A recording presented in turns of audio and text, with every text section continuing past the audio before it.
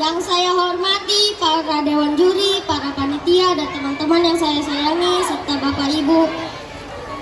Saya ingin menyampaikan tausiah singkat tentang Nabi Muhammad.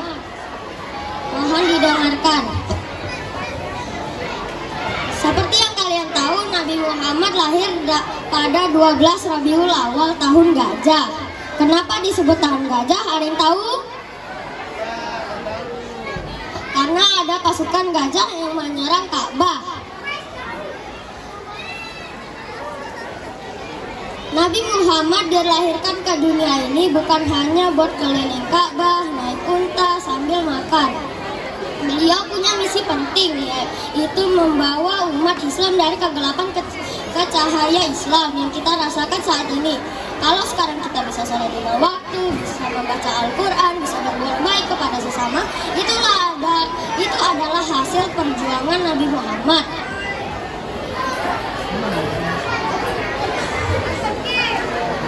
Nabi Muhammad pernah bersabda, barang siapa yang mencintaiku, dia akan bersama-sama denganku di surga.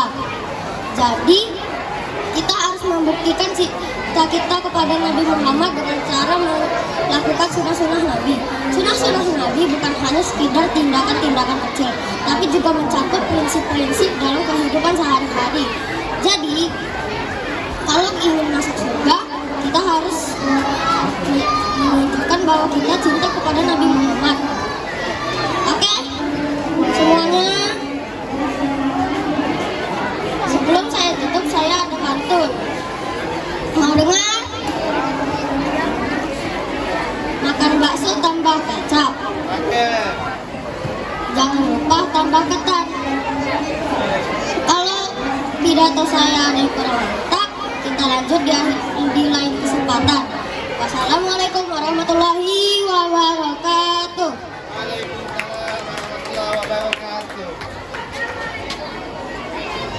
Oke, terima kasih tadi Ananda Berli.